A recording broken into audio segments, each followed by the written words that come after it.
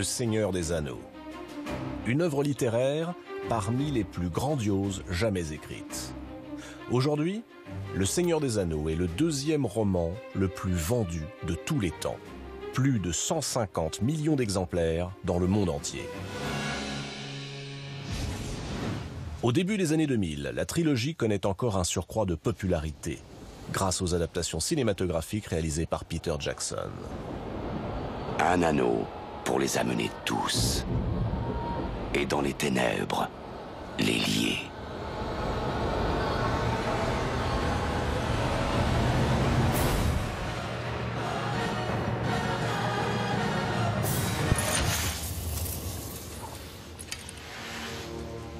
Il est venu à moi, l'anneau unique. Ce sera l'héritage de mon royaume. Et tous mes descendants seront liés à son destin. Alors, je ne me risquerai pas à faire du mal à l'anneau. Il m'est très précieux. Bien que je l'ai acquis avec souffrance. Les inscriptions sur son contour commencent à s'effacer. L'écriture qui au début était aussi lumineuse qu'une flamme rougeoyante a presque disparu. C'est un secret qu'aujourd'hui seul le feu peut révéler. Ces films, qui remportent 17 Oscars, rencontrent un succès planétaire et sont bientôt suivis par l'adaptation du Hobbit. Cette œuvre n'a guère de précédent dans l'histoire de la littérature. Avec Le Seigneur des Anneaux, Le Hobbit et le Silmarillion, puis avec les dizaines de contes et récits de la Terre du Milieu, c'est une véritable mythologie qui a été forgée de toutes pièces en plein cœur du XXe siècle. Mais les films de Peter Jackson n'offrent qu'une vision très subjective d'une œuvre bien plus complexe, bien plus foisonnante, signée J.R.R. Tolkien. Qui est l'auteur de ces romans exceptionnels? D'où vient son extraordinaire imagination?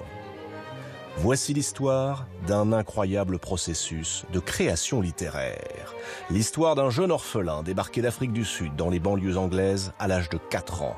L'histoire d'un soldat dans les tranchées de la Première Guerre mondiale. L'histoire d'un professeur à Oxford écrivant son œuvre La Nuit. L'histoire d'un des plus beaux livres de la littérature mondiale. John Ronald Reuel Tolkien. Cet homme discret, aux éternelles vestes de tweed et gilets à boutonnières, qui porte un vieil imperméable couleur muraille, cet homme mène une vie banale de professeur d'université dans une modeste maison de banlieue. À première vue, c'est une vie un peu étroite, un peu ennuyeuse, sans véritable surprise. À première vue seulement. Regardez bien cet homme. Il est professeur à Oxford, spécialisé dans le dialecte moyen anglais des West Midlands. Dans son pavillon de banlieue, avec sa femme, ses enfants, dans son jardin, il ne montre rien du monde intérieur qu'il porte. Et le contraste est saisissant entre cette vie ordinaire et l'extraordinaire imagination qui a créé Le Seigneur des Anneaux.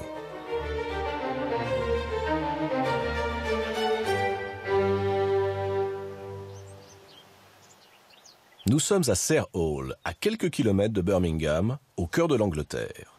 John Ronald Reuel Tolkien a vécu, à proximité de ce moulin, des années idylliques, des années décisives, dont il reparlera longtemps après. Il a 4 ans lorsque sa mère s'installe ici avec son frère cadet Hilary. Quelques mois plus tôt, il était encore dans la chaleur sèche des sables d'Afrique du Sud, où il est né. Tolkien naît en 1892 dans l'État libre d'Orange, qui est une petite république bourre d'Afrique du Sud. Son père était venu quelques mois plus tôt là-bas pour essayer de faire fortune dans la banque. C'est plutôt une classe assez pauvre, déshéritée. C'est une ancienne famille riche, mais qui a perdu sa fortune au 19e siècle. Enfant, Tolkien n'était pas en bonne santé. Le climat là-bas ne lui convenait pas. Quand il était très jeune, sa mère l'a ramené en Angleterre avec son frère cadet pour des vacances. Son père est mort pendant ce séjour. Alors, ils se sont installés près de Birmingham. Arthur Tolkien meurt d'un rhumatisme infectieux en Afrique du Sud sans avoir réalisé ses rêves de fortune et sans avoir revu son fils, âgé d'à peine 4 ans. Nous sommes en 1896. À Serre Hall, la santé du jeune Ronald s'améliore considérablement. La campagne environnante est pour lui un terrain d'aventure et de réconfort. Tout près, il y a une rivière, une écluse, des prés, des carrioles et des chevaux. Et des paysans, 2 meuniers, aux barbes noires et aux parlers rudes. Tolkien, à 4 ans, sait déjà lire et apprend très vite à écrire. Il donne à ses paysans des surnoms délicieusement terrorisants. Il les appelle les ogres. Il se sentait profondément chez lui dans cette verte campagne.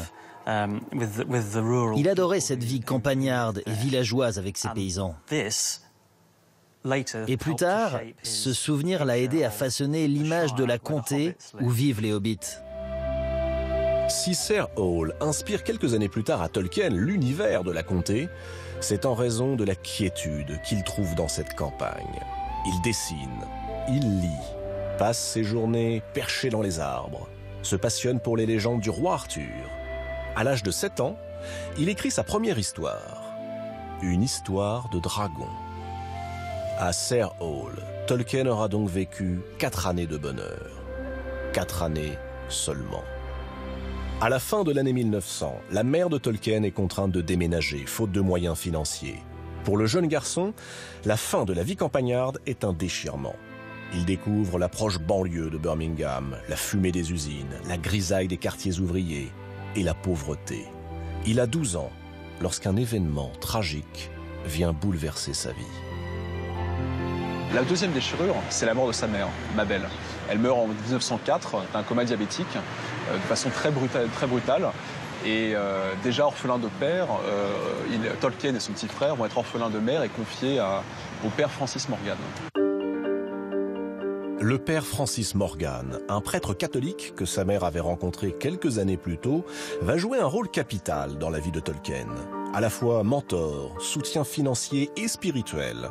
Il aide l'orphelin à se loger, à poursuivre ses études, à s'extraire du milieu social très pauvre auquel il semble destiné. Sa mère s'était convertie au catholicisme quelques années avant sa mort. Et pour Tolkien, cette religion va devenir le lien indéfectible qui va l'unir à sa mère. Tolkien s'est replié sur lui-même.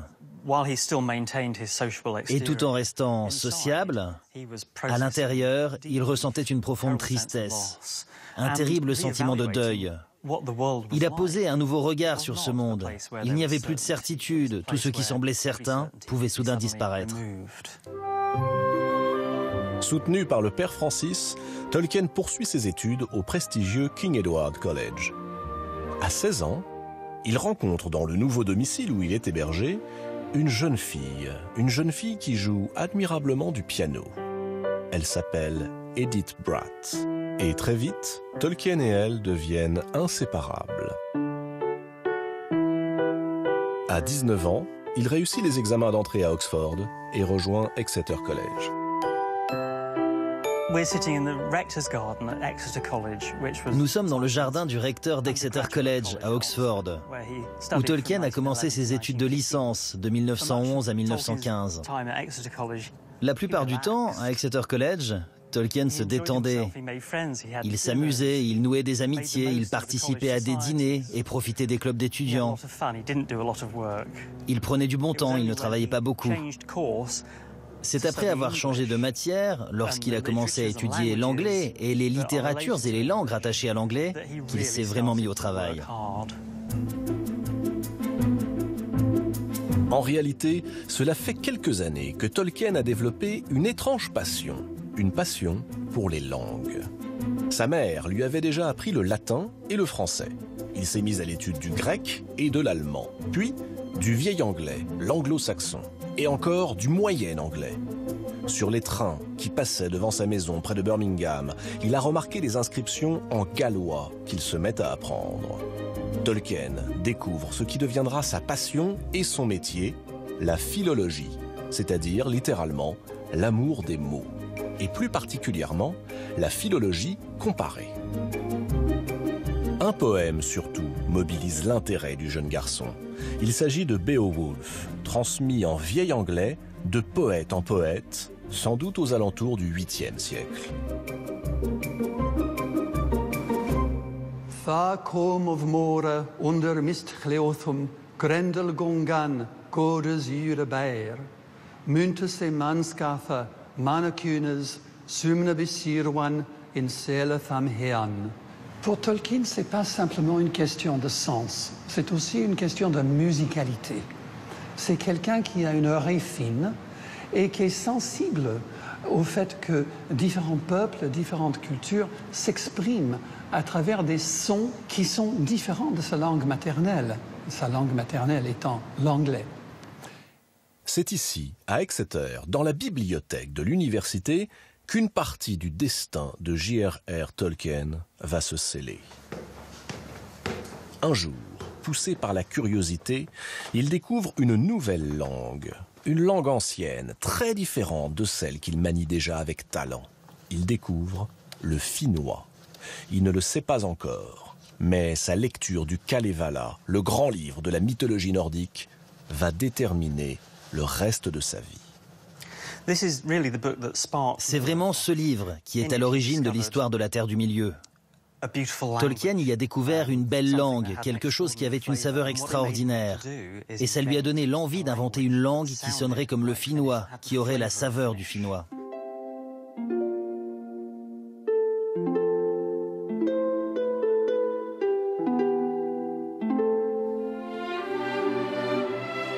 La découverte du Kalevala provoque un déclic chez l'étudiant en philologie.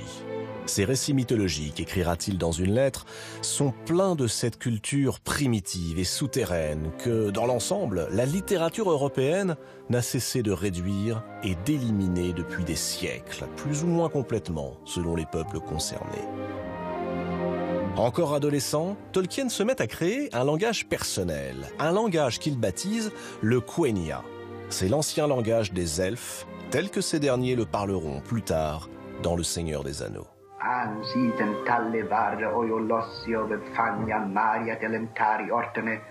Arigliti arundulave lumbole a sindanoriello caita morni falma linna rimbe mettar hissie un tuppa calachiglio miri oiale. Si vannuna romello vanno Valimar. Na Marie, na hiruvalje Valimar, na elje hiruva, na Marie. I first began seriously to invent languages about when I was 13 or 14. I've never stopped, really. Languages have a flavor to me, which I never understand people saying, for instance, it was awfully dry and dull, because a new language to me is just like taking a new wine or a new sweetmeat or something. Les langues elfiques, et particulièrement le Quenya, sont des langues complexes et développées. Tolkien a travaillé pendant longtemps, pendant des décennies, sur le Quenya. Il a développé non seulement quelques mots éparses, parce que c'est facile d'inventer des noms ou des mots, mais il a inventé des règles de grammaire, des verbes complexes, des mots qui ont évolué. Ce n'est pas un espéranto basique, c'est une langue véritablement qui se veut la plus réelle possible. Tolkien, à ce moment-là d'ailleurs, pour s'habituer à son propre alphabet, va même jusqu'à écrire son journal intime dans un anglais phonétique écrit dans cet alphabet. Nous sommes au cœur du processus créatif de Tolkien. Tolkien invente donc d'abord une langue avant d'écrire un chef-d'œuvre. Veut-il devenir écrivain à cet âge-là? Non. L'idée ne le traverse même pas. Il se destine à une carrière universitaire, veut faire des études de linguistique et devenir professeur. Il lit d'ailleurs peu de romans, affiche ostensiblement son mépris pour le théâtre et tout particulièrement pour Shakespeare. L'île au trésor de Stevenson l'a considérablement ennuyé et la littérature anglaise, pour lui, s'arrête à Chaucer, c'est-à-dire au XIVe siècle. Tolkien était profondément intéressé par la littérature ancienne, la littérature médiévale. Il était attiré par les livres qui racontaient une histoire avec des aventures et des péripéties. Tolkien a un esprit large. Il ne reste pas limité à une seule forme littéraire ou à une seule époque ou à une seule culture. Je pense que c'est un humaniste. En fait, c'est un homme de la Renaissance. C'est un humaniste qui voit les hommes, les cultures, les langues, les littératures. Et c'est certain qu'il a été inspiré par le Moyen-Âge, mais pas seulement par le Moyen-Âge. Il y a des allusions à la culture grecque, à la culture romaine, à la culture égyptienne, pharaonique, mais ce n'est jamais dit en ces termes-là. Tolkien a donc inventé une langue, le Quenya. À quoi peut-elle bien lui servir? S'il se passionne pour les langues anciennes et les langues que l'on invente par jeu, Tolkien marque assez peu d'intérêt pour les pays où on les parle. Il voyage peu.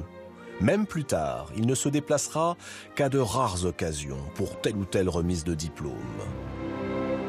Un voyage, pourtant, va le marquer et durablement teinter son imagination. À l'été 1914, il parcourt les Cornouailles sur la côte sud-ouest de l'Angleterre.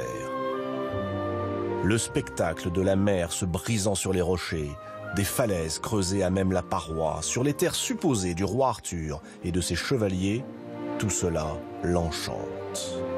C'est sans doute là qu'il a l'intuition que la langue qu'il a créée et toutes celles qu'il continuera d'inventer ont besoin d'une histoire pour les abriter. La question qu'il se pose ici, d'où venaient les parleurs, les locuteurs de cette langue? Comment ont-ils évolué à travers l'histoire? Quels autres peuples ont-ils rencontrés? Quelles étaient leurs relations? Est-ce que c'était des relations de force, des relations de domination? Quelles étaient leurs relations aux créateurs, si créateurs il y en avait? Et ces romans sont légendaires, sont nés de cela, le besoin de placer ces langues dans une histoire réaliste, qui tiendrait. À son retour des Cornouailles, Tolkien écrit un poème, l'histoire d'un marin dont le navire traverse le ciel avant d'être changé en étoile. Il ne le sait pas encore, mais il vient d'écrire les premières lignes de sa mythologie. Mais au moment où Tolkien invente ce qui va devenir son monde, le monde réel, lui, s'écroule.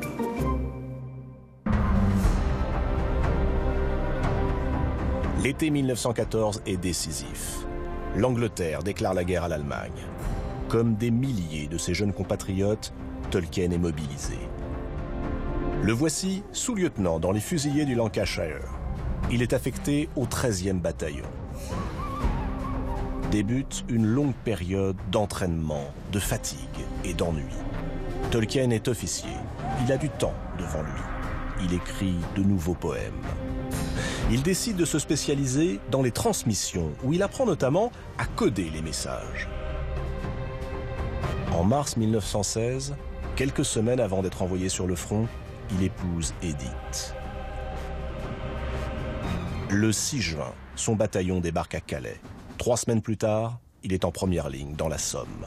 Le premier jour de l'offensive anglaise, 20 000 soldats alliés sont tués. Et les lignes n'ont pas bougé. À Hauvillers, Tolkien et sa compagnie attaquent sans succès un hameau en ruine tenu par les Allemands. Quelques jours plus tard, il est encore de l'assaut qui prend la redoute de Schwaben, une fortification dans les tranchées ennemies. Autour de lui, ses camarades tombent par dizaines, fauchés par les tirs de mitrailleuses. Il va découvrir l'horreur des tranchées, des choses qui vont ensuite être... Il va transposer plus tard dans ses livres. Quand Sam et Frodon marchent dans le marais des morts et ils expliquent qu'ils marchent sur des cadavres, on pense véritablement à l'expérience du soldat qui marche sur les corps de ses camarades dans les tranchées. C'est aussi un moment très important pour lui parce que quand il va être rapatrié en Angleterre, au bout de 5 mois, il sera victime de la fièvre des tranchées transmise par l'époux. Il va passer 2 ans de convalescence. Et ces 2 ans de convalescence, c'est le moment où il va pouvoir avoir le temps de travailler sur ces textes. L'impact de la Première Guerre mondiale sur Tolkien est considérable. De cette guerre vont naître quelques-uns des éléments les plus forts du Seigneur des Anneaux. Allongé sur son lit d'hôpital, pour tromper l'ennui, il se met à écrire. La chute de Gondolin est le récit de l'assaut de la dernière forteresse des Elfes, par Morgoth, le premier des esprits malfaisants. Puis, Toujours à l'hôpital, Tolkien rédige une première version des Enfants de Húrin.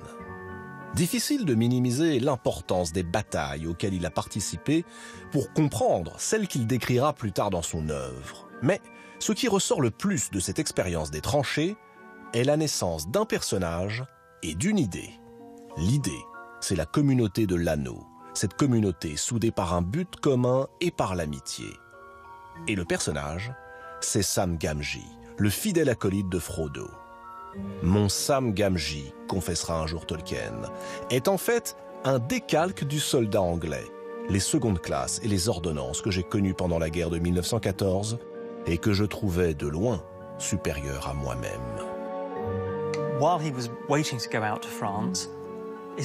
Alors qu'il était sur le point de partir en France, un de ses amis, Smith, lui a écrit depuis les tranchées, juste avant de sortir en patrouille de nuit, une des missions les plus dangereuses qui soit pour un officier.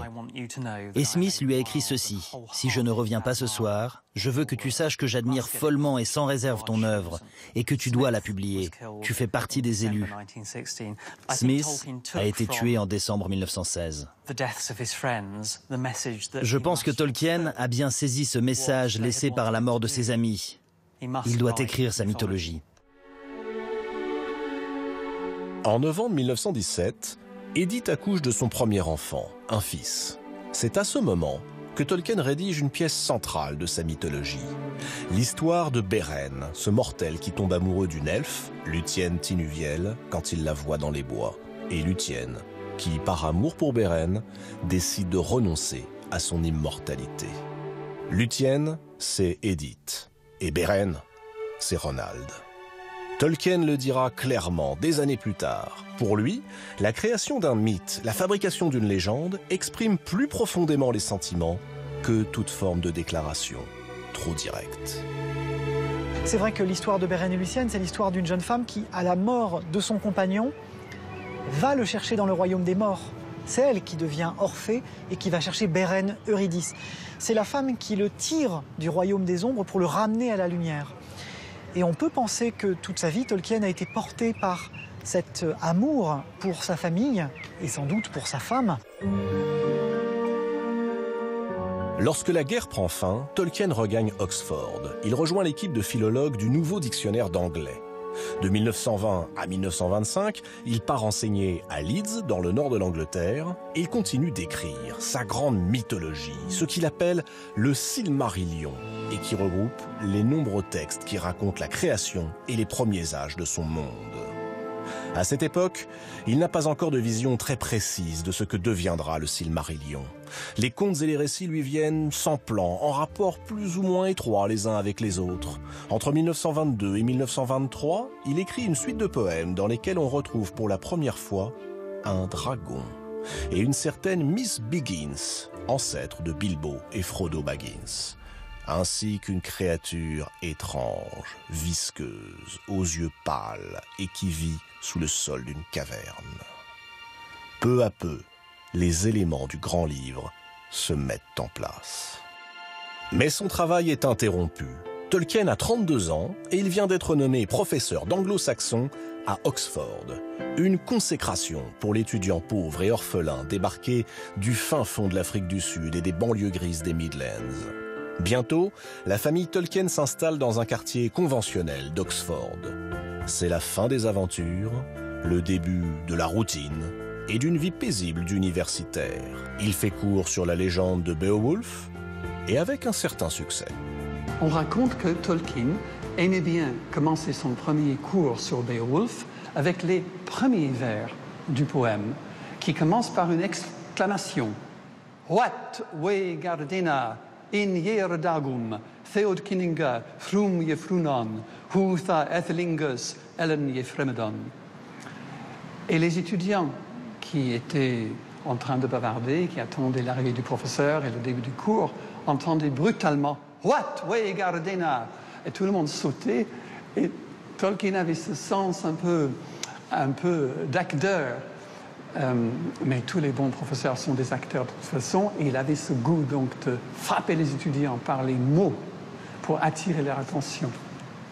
Si on essaie d'imaginer ce qu'est la vie de Tolkien à Oxford entre 1925 et 1959, c'est la vie de quelqu'un qui travaille tout le temps, ou presque, qui a des réunions presque tous les jours à l'université, qui assure beaucoup plus d'heures de cours que ce qu'on lui demande, qui reçoit des étudiants pour des cours particuliers comme ça se fait à Oxford, ou pour des cours à 2 ou 3, qui écrit énormément d'articles pour des publications dans des revues pour rendre compte de ce qui paraît dans son domaine, la philologie, les langues et littératures médiévales.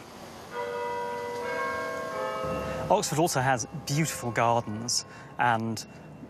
Oxford, il y a aussi de beaux jardins, des prés traversés par une rivière avec des saules penchés au-dessus de l'eau.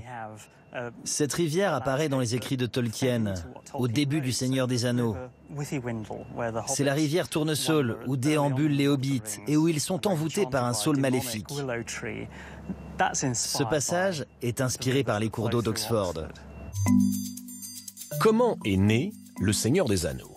Entre sa carrière d'universitaire et sa vie domestique, Tolkien a finalement assez peu de temps pour écrire. Edith a donné naissance à 3 garçons et une fille. Les enfants grandissent. Pour les amuser, Tolkien leur envoie par la poste les lettres du Père Noël, qu'il a soigneusement tracées de sa main. Ça, c'est très intéressant. Tous les ans, il va envoyer à ses enfants une lettre censément écrite par le Père Noël. Il va aussi l'illustrer, ce qui va d'ailleurs montrer son talent d'illustrateur, ce qui est quelque chose qu'on sait très peu. Et il va aussi du coup développer un imaginaire particulier autour de ce monde du Père Noël au pôle Nord, qui est entouré d'un ours maladroit, de petits lutins, et qui va ensuite être menacé par les gobelins. Au fur et à mesure, on voit derrière cet imaginaire-là du pôle Nord, ce qui va ensuite reparaître sous sa plume dans le monde de la Terre du Milieu. Et puis un jour, Tolkien commence à écrire une histoire pour ses enfants. Pas le livre des contes perdus ou quelques épisodes de sa grande mythologie personnelle, non.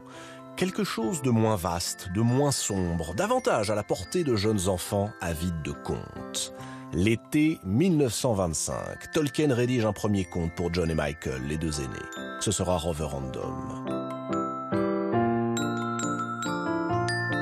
Quelques années plus tard, il imagine les aventures de Tom Bombadil.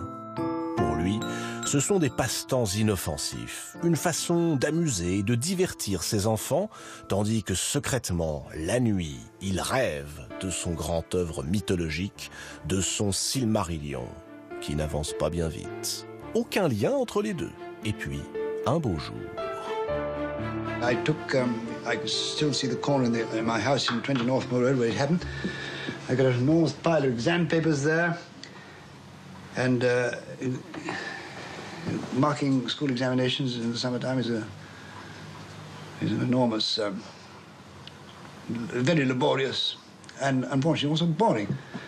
And I remember picking up a paper and actually I nearly gave an extra mark for it, extra 5 marks actually. There was 1 page on this particular paper was left blank. Glorious. Nothing to read, so I scribbled on it, I can't think why. In a hole in the ground lived a hobbit. Il envoie un éditeur qui s'appelle Stanley Unwin, qui est un très bon éditeur. Le fils de Stanley Unwin a 9 ans, et donc c'est lui qui va lire ce conte, et qui va tout de suite y trouver un plaisir de lecture incroyable, et va le recommander à son père. Le 21 septembre 1937, Le Hobbit est publié. L'accueil est très favorable, aussi bien en Angleterre qu'aux États-Unis. Ce genre d'histoire, dira plus tard Tolkien, vient du fumier de notre esprit. Pour un amoureux des mots, pour un philologue, le mot fumier est capital. Il suggère l'engrais, ce qui permet de faire pousser ce qui est déjà là, enseveli sous les couches de terre. Hobbitbourg, c'est Serre Hall, où il passa les 4 plus belles années de son enfance. Et Bagzen, cul-de-sac, c'est la ferme de sa tante. Tolkien l'admet volontiers. Tout comme il reconnaît également qu'il est lui-même un hobbit. En tout sauf en taille, précise-t-il. J'aime les jardins, les arbres, les cultures non mécanisées, je fume la pipe, j'aime la bonne nourriture simple, pas congelée, et je déteste la cuisine française. J'aime les gilets brodés, j'adore les champignons, je ne voyage guère, et j'ai un sens de l'humour très simple. I have always, for some reason, I don't know why, been enormously attracted by trees. All my work is full of trees. I suppose I have actually in some simple-minded form of longing action would like to. I should have liked to be able to make contact with a tree and find out what it feels about things. Quand il termine le Hobbit, Tolkien n'a pas encore l'idée du Seigneur des Anneaux. Il ne voit pas clairement où l'histoire peut le mener, ni comment la raccorder au Silmarillion. Devant le succès fulgurant des aventures de Bilbo au Pays des Nains, ses éditeurs lui réclament une suite. Tolkien évoque son Silmarillion en chantier, mais les éditeurs ne mordent pas. Ils veulent une vraie suite aux aventures des Hobbits, pour les enfants. La publication du Hobbit en 1937 a joué bien des tours à Tolkien. Il a été catalogué auteur pour la jeunesse, il a même reçu des prix aux États-Unis pour ce livre. Et à partir de là, Tolkien a dû se confronter à des étiquettes qui lui ont été collées. Auteur pour la jeunesse, à Oxford, on l'a rapproché de Lewis Carroll. Toute sa vie, il a eu à se défaire de ce genre d'étiquette. À la demande de ses éditeurs, Tolkien décide donc d'écrire la suite des aventures de Bilbo. Mais surtout, la suite des aventures de l'anneau que Bilbo a trouvé dans la caverne de Gollum, cet anneau qui rend invisible. Quelle pourrait bien être son histoire? D'où vient-il? Et quelle est l'étendue de son pouvoir? Tolkien tâtonne, n'a pas de plan ni d'idée précise. Il commence à écrire. Et insensiblement, sans doute inconsciemment, il quitte le style enjoué et enfantin de Bilbo pour se rapprocher du récit plus sombre et terrifiant qu'est le Silmarillion. Le Seigneur des Anneaux est davantage la suite du Silmarillion que celle du Hobbit. Tout s'organise autour de l'anneau, plus qu'autour d'un des personnages, qu'il soit hobbit, elfe, nain, magicien ou humain. Viennent d'abord les cavaliers noirs, les spectres de l'anneau. Puis l'idée que l'anneau ne peut être détruit qu'au cœur du Mordor, dans la montagne du destin, où il faudra l'emmener.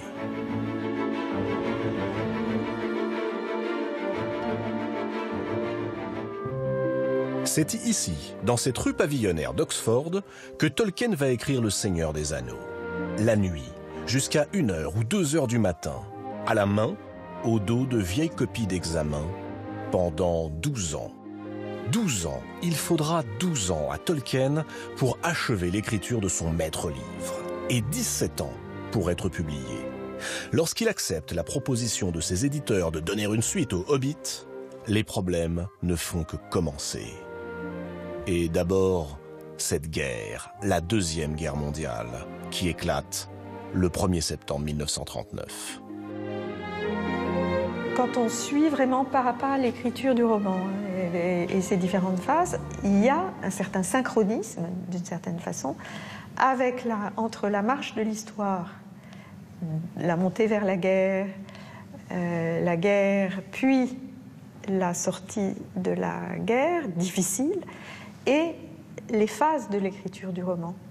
Et en particulier la montée de l'angoisse dans la première partie. Et il y a aussi, me semble-t-il, quelque chose qui relie particulièrement Le Seigneur des Anneaux à la Seconde Guerre mondiale, c'est le sentiment d'une civilisation menacée. Ses propres fils étaient partis se battre. Et à travers eux, Tolkien revivait l'expérience des peurs qu'il avait rencontrées durant sa propre jeunesse, ce qui a ramené à nouveau la guerre au cœur du Seigneur des Anneaux. Et je pense que Tolkien a ainsi évoqué les choses terribles qui se produisaient autour de lui, et celles qui s'étaient produites dans sa jeunesse, mais qu'il n'avait probablement jamais exprimées. C'est son roman de la Première Guerre mondiale. Voici le Eagle and Child, un pub d'Oxford où chaque semaine se retrouvent les Inklings, comme ils se surnomment. Parmi eux, Tolkien. Tolkien aime rire et boire de la bière, si possible en bonne compagnie. Celle par exemple d'un autre professeur à Oxford qui deviendra lui aussi romancier, C.S. Lewis, un Irlandais du Nord originaire de Belfast et qui publiera bientôt un livre destiné à devenir un best-seller, Les Chroniques de Narnia. Moi, j'ai toujours été frappée par le caractère extrêmement complémentaire de ces deux personnages. Tous les deux, avec des points vraiment d'accord, tous les deux très croyants, tous deux mettant énormément d'enjeux dans la littérature, et tous les deux portaient justement à développer cette littérature de l'imaginaire qu'ils estimaient, au fond, trop négligée dans le monde littéraire de leur époque. Et en même temps, ils étaient très très opposés sur beaucoup de points. La rencontre entre Tolkien et C.S. Lewis remonte à 1927. Tolkien lui a lu les passages du Silmarillion et du Hobbit. Et il fait de même avec Le Seigneur des Anneaux. Lewis l'encourage à continuer. Mais à la fin de l'année 1940, Tolkien s'arrête. Une hésitation plus qu'un blocage, qui durera 1 an. Il en est au moment où la communauté découvre la tombe de Balin dans la Moria. À l'été 1943, Tolkien doit l'admettre devant ses amis, il se sent complètement coincé. Son perfectionnisme, son sens aigu du détail semblent avoir raison de l'écriture. Rien ne doit être artificiel, rien ne doit être un décor en carton-pâte. Et donc, il doit y avoir une crédibilité, une cohérence de tous les éléments, aussi bien les paysages, la météorologie, la chronologie, la topographie, ce qui demande un travail considérable. Les langues différentes, les façons de parler des différents peuples, tout cela doit avoir sa cohérence parce que se rattacher à une réalité.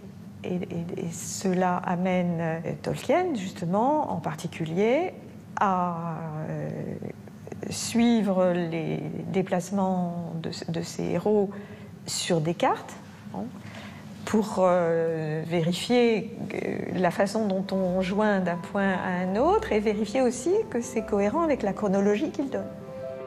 Tolkien dessine lui-même les cartes, invente les langues des personnages, pinaille sur chaque détail et insère dans son roman une dimension quasi philosophique. Il faut tout faire tenir et c'est un véritable casse-tête. Les lecteurs retiennent souvent du Seigneur des Anneaux la description d'un univers, l'invention des langues ou le souffle de l'aventure, c'est ce que disait Julien Gracq. Systématiquement dans le Seigneur des Anneaux, on est invité à nuancer notre jugement sur les personnages sur chaque peuple, mais également sur chaque personnage. On voit que Boromir est à la fois un héros et quelqu'un qui est capable de commettre une faute, en l'occurrence une trahison en essayant de prendre l'anneau, et il essaie de se racheter. Gollum est une créature transformée par l'anneau, mais qui n'est peut-être pas complètement perdue. Il y a un refus du manichéisme chez Tolkien, même si le bien et le mal sont des points de repère. Chaque personnage peut agir de manière bénéfique ou maléfique pour la communauté. Et il peut faire le choix à n'importe quel moment de son existence. Tergiversation, hésitation, doute et finalement panne sèche. Pendant 14 mois, Tolkien interrompt l'écriture du Seigneur des Anneaux. On le sait parce qu'il correspond beaucoup avec son fils, Christopher, qui est enrôlé dans l'aviation et à qui il envoie beaucoup de lettres, à qui il envoie des passages entiers du Seigneur des Anneaux et à qui il exprime pendant toutes ces années ses doutes devant la tâche à accomplir. Il pense pendant longtemps qu'il n'arrivera jamais au bout de ce roman, beaucoup plus long que ce qu'il pensait faire au début. À la fin de l'année 1944, Tolkien se remet à l'écriture, jusqu'à l'automne 1949. Cette année-là est terrible pour Tolkien. Il se brouille avec celui qui l'a encouragé au plus fort de ses doutes, C.S. Lewis. Tolkien est le premier à qui Lewis lit ses chroniques de Narnia. Et il n'aime pas du tout. C'est le début du déclin de leur amitié.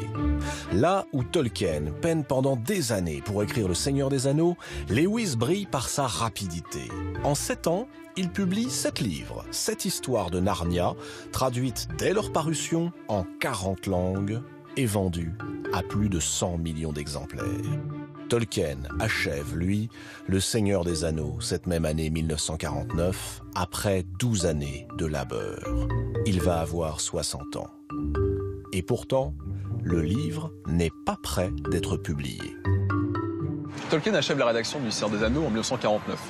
Mais à ce moment-là, il pense à changer d'éditeur. Il est un peu tenté par l'éditeur Collins, qui est un grand éditeur écossais. Mais Collins lui demande très vite, d'une part, des coupes dans son texte, et surtout, il lui dit qu'il serait bien de le réduire parce que le papier coûte très cher en Angleterre après la Seconde Guerre mondiale. Tolkien refuse. Il voudrait que Le Seigneur des Anneaux soit publié tel qu'il a été écrit, sans la moindre coupe, mais que soit aussi pris l'engagement de publier par la suite le Silmarillion, qu'il considère comme son œuvre la plus importante et qui est encore inachevée. Les éditeurs refusent. 3 années s'écoulent, pendant lesquelles le Seigneur des Anneaux prend la poussière. Tolkien se montre intraitable. Il veut tout ou rien, et le dit sous forme d'ultimatum. Ce sera rien. Il faudra encore 2 ans pour que Tolkien accepte, à contre-cœur, la publication du Seigneur des Anneaux, sans le Silmarillion, en 3 volumes, chez son éditeur d'origine. Il y a une phrase célèbre de l'éditeur à son fils, Rainer Unwin, qui a joué un rôle essentiel dans la publication du Seigneur des Anneaux, qui lui dit « Bon, si on perd de l'argent mais que tu penses que c'est l'œuvre d'un génie, alors il faut la publier. » Absolument. Il y avait une sorte de défi à faire paraître le Seigneur des Anneaux qui échappait complètement à toutes les normes lorsqu'il a été publié. Il le divise donc en 3 tomes, il change le titre du dernier tome, qui devait être La Guerre de l'Anneau et qui sera donc le retour du roi, et le publie donc en 1954. Le livre a eu un succès d'estime, un succès critique, vraiment. Mais c'est dans les années 60, bien sûr, que l'explosion se produit sur les campus américains. Et c'est là qu'on voit la jeunesse américaine s'emparer de ce texte et en faire une lecture qui va dans le sens de la contre-culture. L'éloge de l'amitié, de l'amour, le refus de l'oppression, de la guerre, la défense de la nature. C'est ce qui a parlé aux étudiants américains. J'ai lu Tolkien très jeune. Je devais avoir 12 ou 13 ans quand je suis tombé sur La Communauté de l'Anneau dans une édition de poche américaine. Et ça m'a transporté, ça m'a vraiment amené dans un autre monde, un monde de grande beauté et de grande horreur. Je n'ai jamais autant désiré un livre que lorsque j'ai fini La Communauté de l'Anneau. Les 2 tours n'étaient pas encore publiés, il a fallu que j'attende 1 an. Et quand on est jeune, 1 an, ça semble durer 20 ans. Je ne savais pas quand le livre paraîtrait. Je l'attendais avec tellement d'impatience que lorsque je l'ai vu dans le kiosque, je l'ai acheté, je me suis précipité à la maison et là, je voulais vivre en terre du milieu. Ça semblait tellement plus intéressant que Bayonne, New Jersey, où je vivais. Le Seigneur des Anneaux va être saisi par les étudiants américains qui vont en faire un livre totem. On va voir fleurir des badges, Gandalf for President. Et en l'espace de quelques années, le livre va se vendre dans plusieurs millions d'exemplaires. Ça devient un livre culte pour toute une jeunesse. Pour lui, Tolkien, ce statut de livre culte va très vite le gêner parce qu'il considère que la jeunesse américaine ne voit pas dans le livre ce que lui a voulu y mettre. Et il ne se voit pas du tout comme un modèle de contre-culture, bien au contraire. Tolkien a bien d'autres choses en tête. Il veut poursuivre le Silmarillion. Depuis un demi-siècle, il travaille sans relâche à ce qu'il considère comme son grand livre. En 1959, il prend sa retraite de l'université. Mais au fil des années, il sent sa concentration décliner, son investissement faiblir. En 1963, la mort de C.S. Lewis, l'ami d'autrefois, lui fait l'effet d'un coup de hache porté aux racines, écrit-il. Quant à Edith, sa santé est chancelante. Pour fuir les sollicitations des fans qui désormais l'assaillent de coups de fil en pleine nuit, le guettent à la sortie de la messe, introduisent des micros chez lui par la boîte aux lettres, quand il ne débarque pas à l'improviste à son domicile, les Tolkien se retirent à Bournemouth, petite station balnéaire dans le Dorset.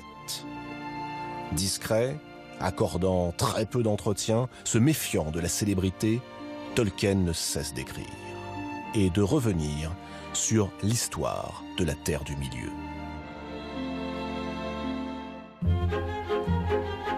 Dès la fin des années 60, les interprétations les plus fantaisistes se mettent à circuler autour du Seigneur des Anneaux, dont le succès est désormais planétaire. La philosophie, la psychanalyse, la sociologie, l'écologie, la mythologie comparée, Tolkien a pourtant dit très clairement qu'il détestait les allégories.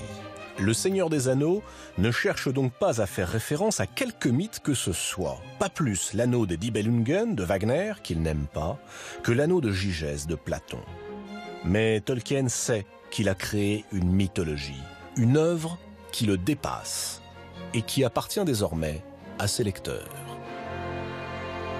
Ce qui me semble traverser le Seigneur des Anneaux, et c'est ce qu'il dit d'ailleurs, c'est cette réflexion sur la mort, sur le peu de temps qu'on a à vivre, et sur la manière dont on va employer le temps qu'on a à passer sur cette terre.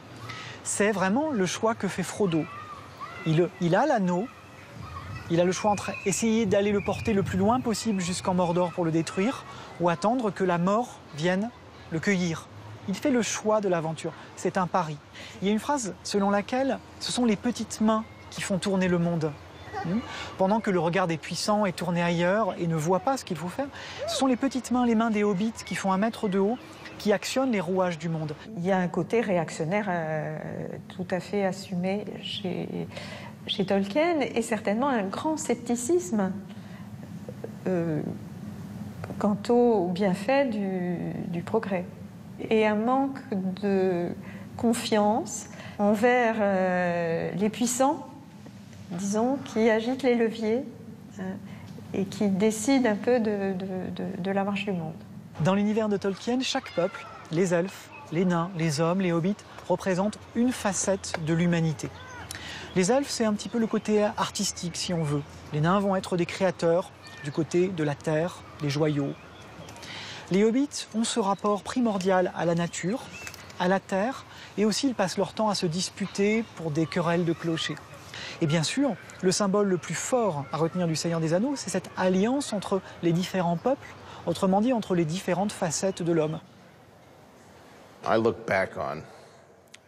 me rappelle l'année où j'ai lu Tolkien. Et je me souviens des cavaliers noirs et des hobbits se cachant sous les racines de l'arbre quand le cavalier noir les renifle. Je me souviens de Bree et de Frodon mettant l'anneau, et puis toujours à Bree, de la première rencontre avec Grandpa. Et je me souviens après, dans les livres suivants, de Sam et Frodon traversant la Moria. Je m'en souviens comme si ça m'était arrivé à moi. Je ne me rappelle pas les choses qui me sont vraiment arrivées cette année-là. Je ne me rappelle pas qui était assis derrière moi à l'école. Alors, qu'est-ce que j'ai vraiment vécu? Qu'est-ce qui est réalité et qu'est-ce qui ne l'est pas? Il y en a une qui est devenue une partie de ma vie, une partie de ma mémoire. C'est devenu en partie ce qui a fait qui je suis. Et l'autre, la prétendue réalité, elle s'est dissoute avec le temps qui passe. Je crois que les livres les plus prenants ont cette capacité. Ils deviennent nos expériences par procuration. Et elles nous sont aussi réelles et importantes que les vraies. C'est pour cela que j'ai écrit dans un de mes livres, « Celui qui lit vit 1 millier de vies avant de mourir. Celui qui ne lit pas n'en vit qu'une seule. » La retraite de Tolkien sur la côte du Dorset prend fin de façon brutale. À la fin de l'année 1971, Edith se plaint soudainement de terribles maux de ventre. Elle meurt en quelques jours, à l'âge de 82 ans.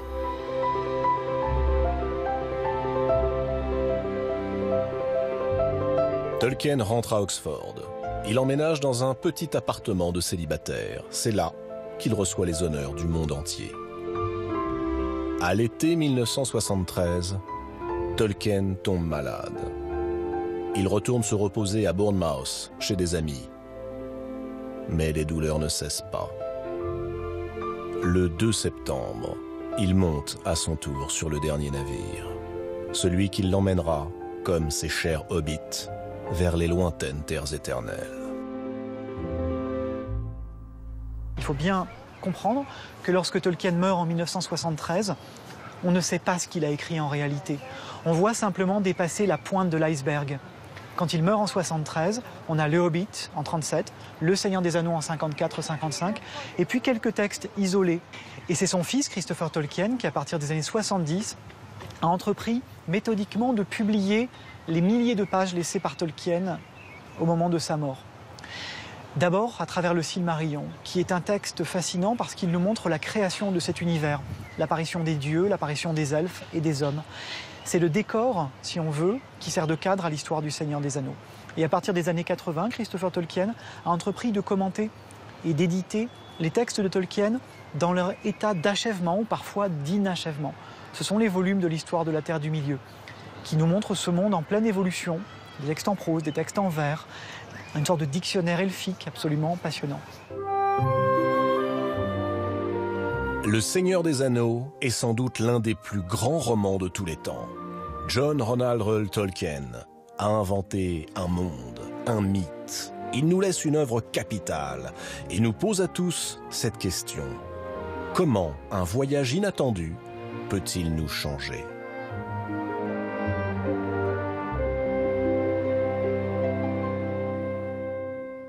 Je suis fasciné par la manière dont notre espèce, notre humanité s'est exprimée à chercher des moyens de communiquer ce qui est au fond de notre cœur. Pour moi, Tolkien fait tout cela, mais à un degré supérieur, parce qu'il tire notre humanité vers l'au-delà, vers une spiritualité. Il insiste sur les vertus de courage,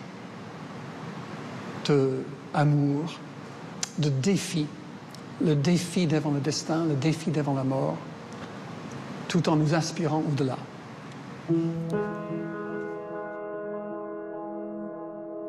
Tout ce qui est or ne brille pas. Tous ceux qui errent ne sont pas perdus. Le vieux qui est fort ne dépérit pas. Les racines profondes ne sont pas atteintes par le gel.